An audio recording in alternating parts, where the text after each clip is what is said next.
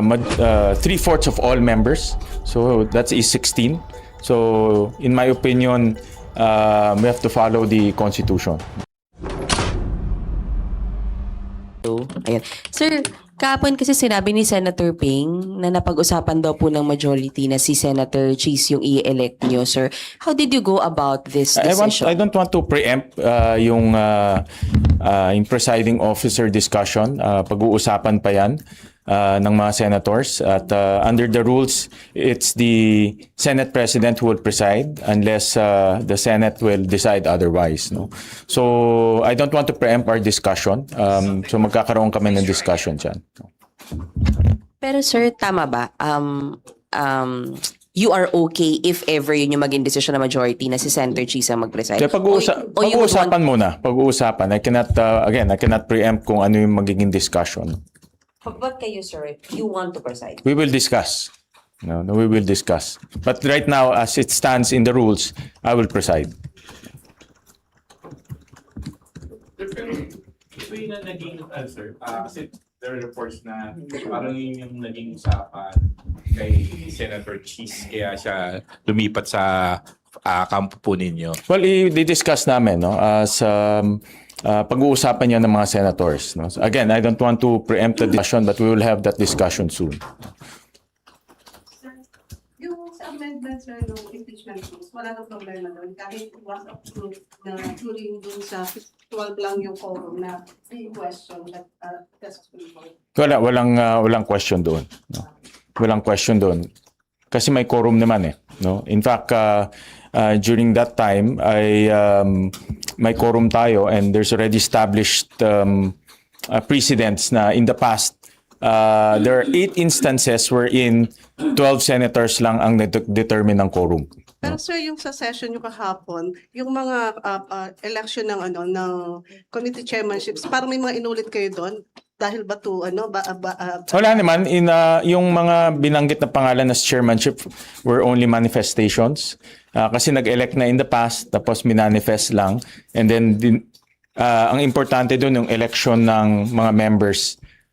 Yun ang pinaka-importante. Hindi siya inulit dahil may 13 No, number. if you listen to the motion ni Senator Zubiri, it was a manifestation on the part of the chairman and then the members ang election. Sir, since may pending question before the Supreme Court, hindi kayo na mabother na later on kung magkaroon ng adverse ruling, will that affect? Wala naman TRO if the Supreme Court thinks that there is irreparable damage, mag-issue yan ng TRO. So wala naman TRO na in-issue. So in the absence of a TRO, tuloy-tuloy lang trabaho. Pero I mean in the sir na magkaroon ng decision ng Supreme Court tapos the decision will affect the impeachment proceeding dahil nga based dun sa kung mag-iiba kayo ng presiding officer based on that 12 member na or Wala naman. Tuloy-tuloy lang yung trabaho, no? Wala namang in-issue na TRO. Sir, good morning, sir. May discussion na kayo, initial discussion with the minority. Kahapon, minanifest na nila kung sino yung minority leader Yes. nila. Nakausap na po ba kayo? Nag-text man lang ba sa Well, minority may leader? mga nakausap ko yung mga pumunta kahapon, but in the next few days, will endeavor to talk to the different minority members. Like I said in the past, bukas naman yung ating pintuan, bukas yung ating tanggapan para makipag-usap. But I really appreciate yung mga minority members na nandoon yesterday. Give me a chance to talk to them, to also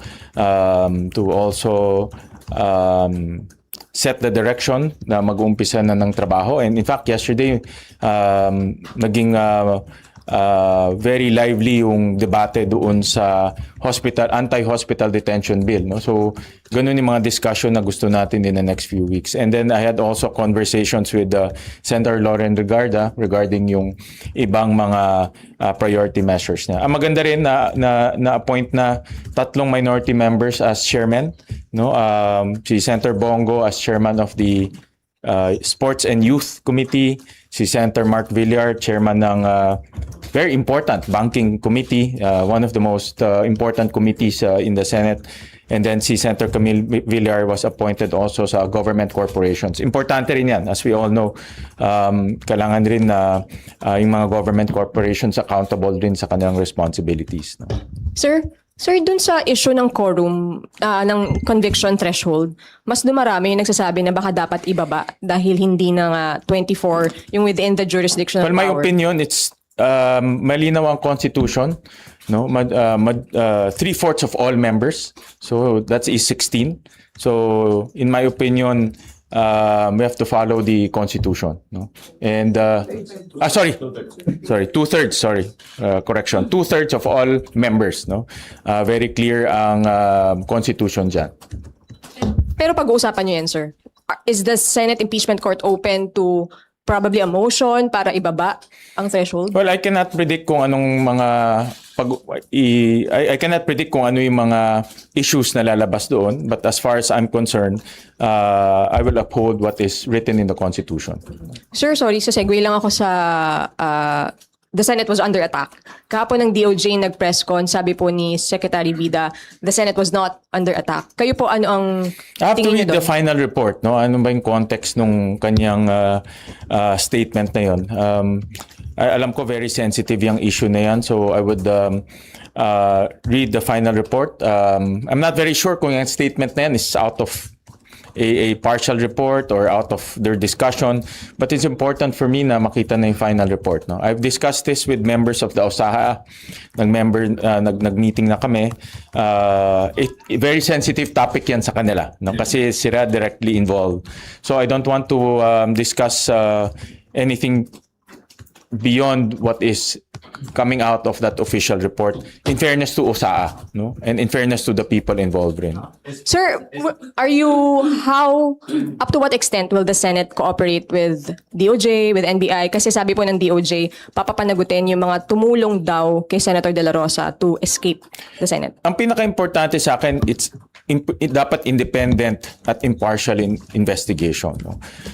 That's the most important. That's why sabi ko, kasama dapat sa investigation ang Senado, no? Kasi nga dito nangyari at involve yung mga personnel ng Senado. But having said that, it has to be impartial, no? At kung merong mga personalities na nagkamali o personalities na merong direct involvement dito sa nangyari, then kailangan may accountability, no? So we will exact accountability as well. But having said that, no, I need to read the final report para alam natin yung personalities involved. Sir, Cooperating, yes, we will Sir, be cooperating. pushing it further, sir, yung issue nung sa threshold. We understand, sir, na gusto nyo masunod yung sa Constitution. Pero, sir, kasi yung ngayon may issue ng warm bodies na available during the impeachment trial. So, are you in any way open to discussing, sir, na ibaba talaga yung threshold? Kasi, sorry, sir, pero may possibility pa kasi We may cannot ibang preempt kung anong sasabihin ng prosecution. We cannot also preempt kung anong sasabihin ng ibang mga senators.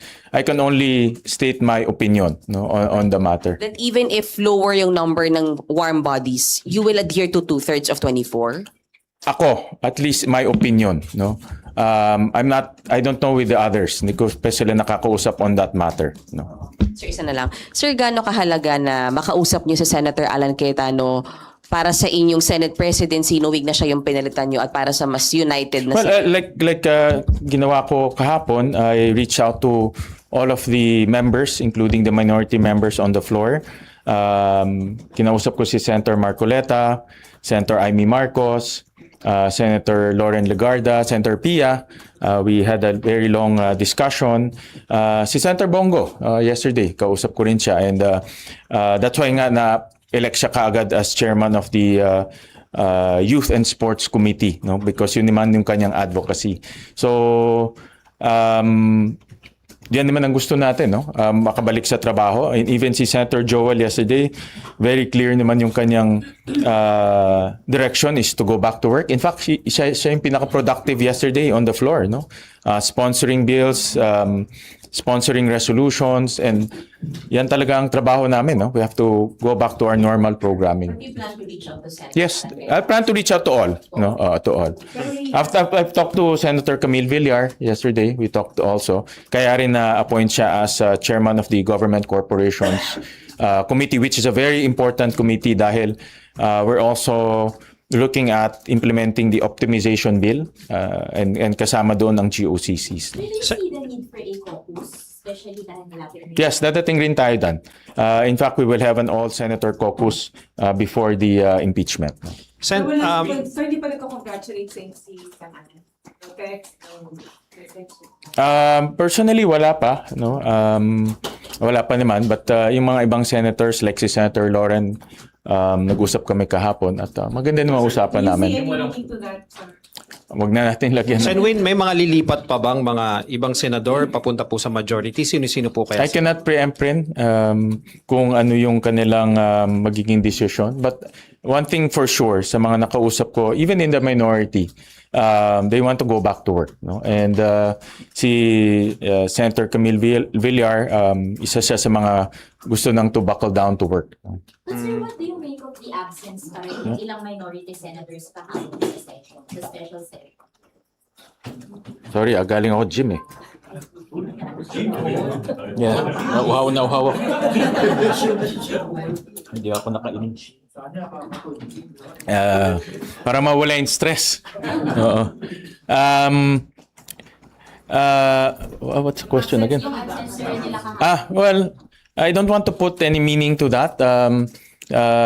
Even before the special session, nanawagan tayo na dumalo yung ating mga kasamahan dahil marami tayong mga importanteng measures na pag-uusapan doon. I'm very happy yesterday na yung CA na-approve yung 85 na DFA personnel and 5 generals. In fact, yung 85 was pahabol yun. No, I have to thank si Senator Ping Lacson kasi siya talaga nag-push yun. Yung original na direction was the 5 generals, but si Senator Ping Lacson pinush na yun, malagay sa agenda kasi ang DFA, kung hindi mako-confirm mga ambassadors natin at ibang mga DFA personnel, hindi magkakaroon tayo ng representation sa ibang bansa. Yung iba naman hindi ma-promote, no? So na-stall yung promotions tsaka na-stall yung mga diplomats natin sa iba't ibang embahada, no? So I thank Senator Lacson for making sure that those 85 DFA personnels were confirmed, no? SP, with your election po kahapon, what do you think should happen with sa pending petition po nila Senator Alan questioning the June 3 session? Well, naka-file na yun sa Supreme Court, no? And nasa kamay na yan ng Supreme Court on how to deal with it, no? So we'll leave it with them. But should it be mooted, sir, with your election as SP? I cannot predict what the Supreme Court will come out with, no? But the Supreme Court is it's a very fair body. Traditionally, it respected the processes of the Senate.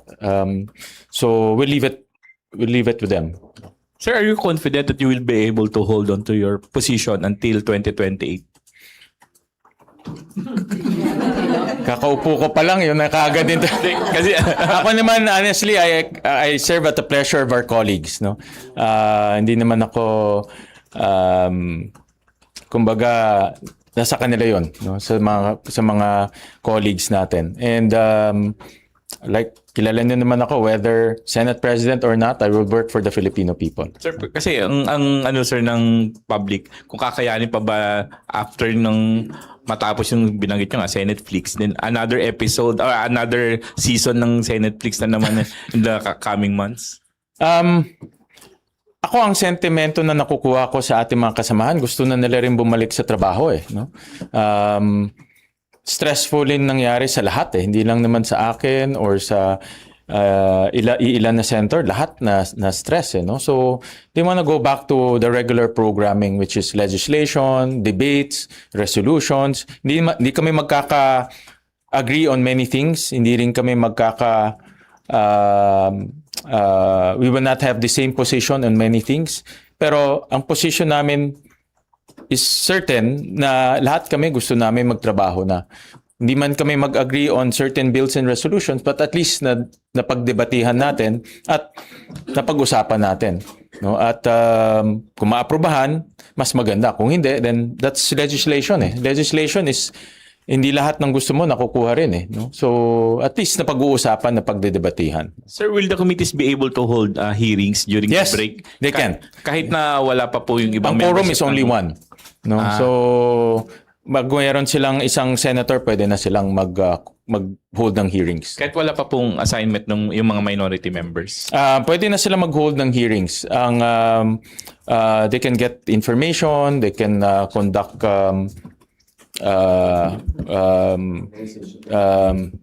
pwede na sila mag-organization rin, pwede na.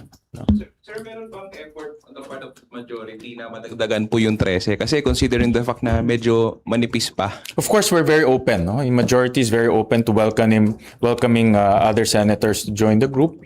Ang aming layunin ay magtrabaho to put the Senate back on track in terms of working on important bills. Ang priority ko ngayon, LEDAC. In fact, later on, I have a meeting with the team to narrow down the LEDAC bills. No? Kasi we only have 2 years to go eh.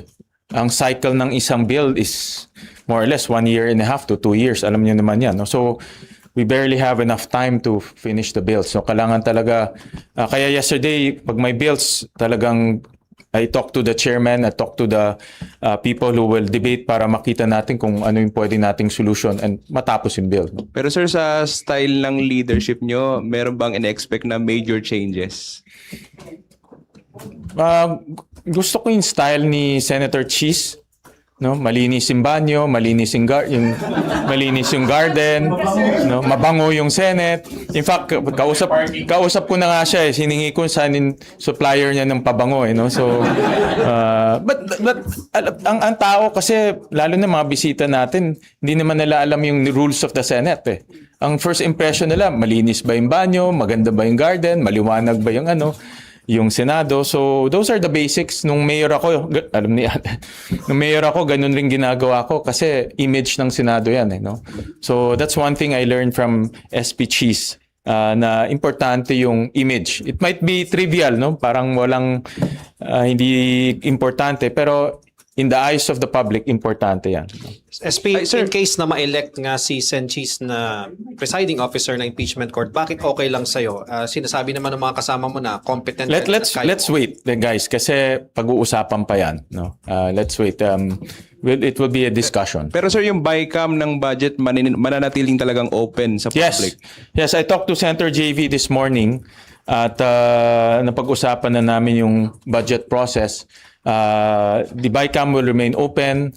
The documents will be uploaded like last time.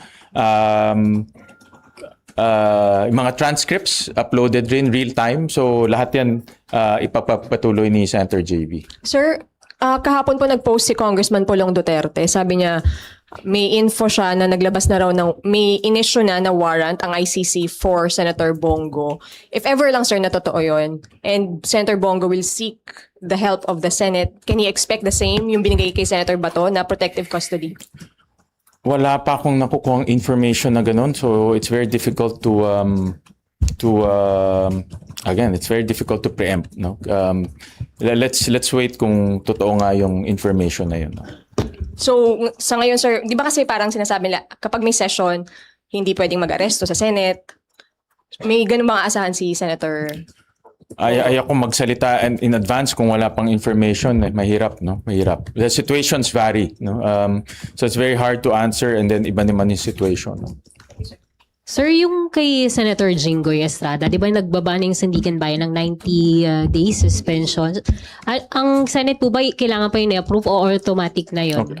Yung kung ano yung itong 90 days suspension, hindi bago ito, no? Nangyari na ito in the past, no? With other senators. So kung ano yung naging practice in the past and ano ang legal practice in the past, yun ang susundan natin. In this case, I haven't, kasi naging busy sa pre-trial, no? So I haven't really sat down with our legal team on how to go about it. But ang masasabi ko lang, kung ano yung legal practice in the past, yun ang susundan natin. I'll give you a straight answer pag nakausap ko na yung legal team. No? Kapag sir, separate pa ba yung sa impeachment, yung role niya as a senator judge sa impeachment? From what I understand, pag suspended ka as a senator, kasama na rin dun yung being a senator judge. No? So the suspension is to the senator and it carries with it all the responsibilities as a senator, including becoming a senator judge. Pero sir, natanggap niyo na po. Or considered pa rin siya as a senator? You have to distinguish determination of the quorum and to convict. No? These are two separate things. Determination of the quorum is iba yun, no? And determination to convict iba rin yun, no? Simple sir, majority yung sa quorum. Simple majority, sir. Ang quorum, yes, simple majority. Yeah. Which is 13. Yeah. Okay, guys, meron pa? Yes, sir. Sir, naisip mo po ba na sana better time yung pagkaka-assume mo as SP? Kasi ang dami pong issue. May mga senator na tapos daw yung bago ka ma-elect talaga, ang daming issues. Sana, parang naisip mo ba na sana mas better times na parang... Sana talaga. Lahat naman tayo gusto natin to assume a role during better times, 'di ba? Lahat naman tayo, pero nasa Diyos 'yan eh. No, ito yung time na ibinigay sa akin ng Diyos eh. So I just have to accept His will. No, so I wish it was a better time, a more harmonious, a more less stressful, but that wasn't the time given to me. So I just have to accept that. No?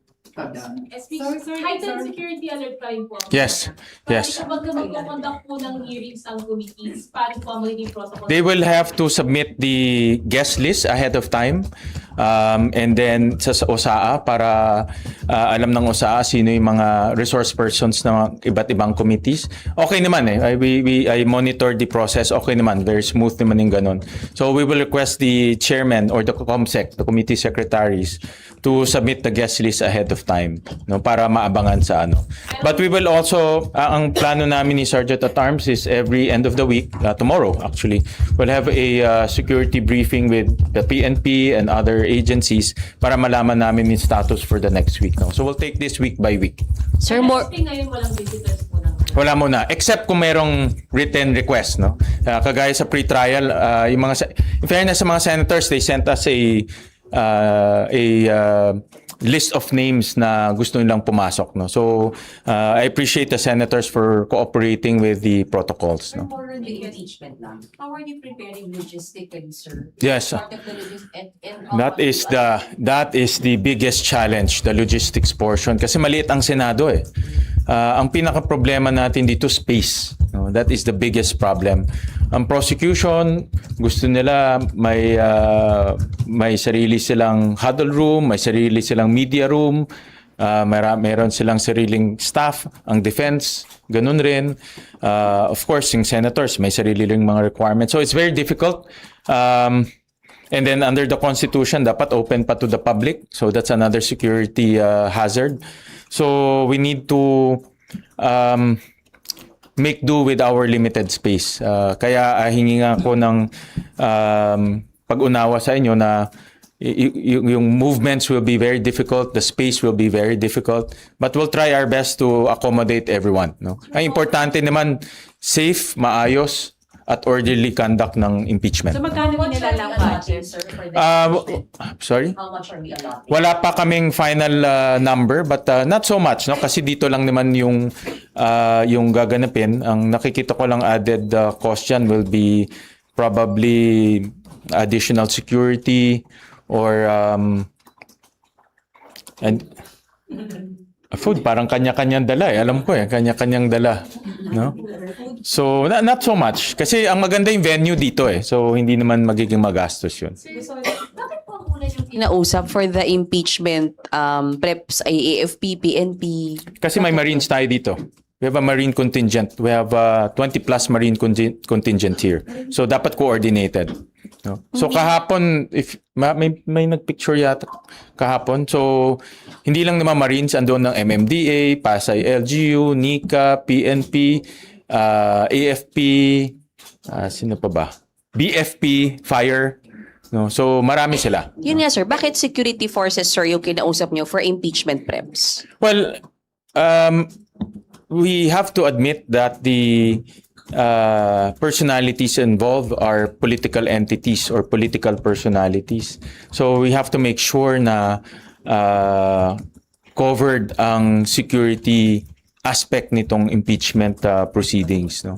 And like I said, very limited in space. Ang constraint kasi dito space, no. So inuna na namin i-meet itong logistics and security aspects. Isa na lang, pwede pa comment lang sa sinabi ni Senator Ping Lacson na umabot daw ng 700 million yung nalustay in the past weeks. Dahil doon sa mga nangyaring kaguluhan, walang nag-boycott sa session, walang hearings, and paano nyo po babawiin yung lost time and yung Well, kinumpute namin ang budget ng Senado per day is about 24 million, no? Almost 25 million, no? Just to operate the Senate. The Senate is a big institution. We have 2,000 people, may isang building tayo. So if you count those days, those are the days na naging unproductive, no? Kaya nasabi ko nga in one of our press cons na sayang yung pera na ibinibayad ng tao sa sweldo, sa kuryente. So babawiin naman natin yan in the next few days, no? So we'll back down to work, no? Sir, kung di na Senate Days, ano ng episode tayo ngayon? Anong season? Back to work season. Sir, ano po yung magiging agenda nung Hindi back to school, back to work. agenda ng caucus before the impeachment, sir? Yes? Ano lang po yung magiging agenda ng all members caucus before the impeachment? Marami. Yung security, yung schedule, yung outcome ng pre-trial conference. Yung pre-trial conference kasi we narrow down also the time. So gaano kahaba, no? So and then it will narrow down also the day itself, kung sinong testigo ang ipepresenta, anong ebidensya ipepresenta. So lahat yan on a per day nakalatag na yan, no? So we will discuss that with the senators. Do you also see it as a way para ma-ensure that all's well after the dispute? Yung caucus na yun. Yes, what do you mean? All's well. Na okay na po lahat yung mga senators after the dispute. Yeah, I like I said, no, lahat naman ay sa mga nakakausap po, generally the senators just want to go back to work. And itong impeachment is part of our responsibilities under the Constitution. So it's part of our work, no. SP, Kaya sir. magiging dalawa yung trabaho namin, impeachment and legislation. Kanina pa kayo. The SP, yung parking ng senators, bakit sarado? Interestingly, bakit po hindi pinapasokan? Yung sa likod kasi walang x-ray machines, tsaka walang metal detector, no? So pinag-aaralan pa how to secure that entry. Unlike dito sa harap, may x-ray machines, may metal detector, at merong registration ng guest, no? Sa likod wala eh. So we're studying, OSA is studying kung how to secure that area. So for now, close siya. Tinitingnan namin kung kayang maglagay ng mga metal detectors and x-ray para lahat ng dumadaan doon. Meron ding dadaan din sa same security protocols. In other, marami kami napuntahan na halls of parliament. Napaka-strict. Kahit na Speaker of the House or Leader of the Parliament dumadaan sa security protocols, no? So because marami tayong pinag-uusapan na very sensitive, no? So dapat lahat dumadaan sa the same security protocols. Meron na ba kasing concern? Kasi ang nagpa-park lang naman ho doon senators and siguro ilang chief of staff. Meron bang concern na pwedeng magdala ng baril or any contraband? Well, pinag-aaralan namin how to secure all ingress and ingress. No, pinapag-aralan natin. Dapat pagpasok ng building safe regardless kung sino ang papasok. No? And then sir, Yung sa report nga ng DOJ na the Senate was not under attack noong May 13, binalak ko kasi nung during the Cayetano Senate presidency, binalak nila mag-hold ng hearings, magkaroon ng investigation ng sarili ang Senate. Magkakaroon po ba ngayon? And may necessity ba Hindi for namin that? napag-usapan but based sa mga kausap kong senators, mas maganda iiwan na lang sa DOJ dahil independent, no? So we cannot investigate ourselves, no? So in the next few days we'll coordinate with the DOJ on that report, no? Wala. How would you describe your leadership style as a senator? We've heard about consensus building, about being straight, discipline. Well, I think most of you have witnessed my last 10 years here. Pati TWG pinupuntahan natin, no?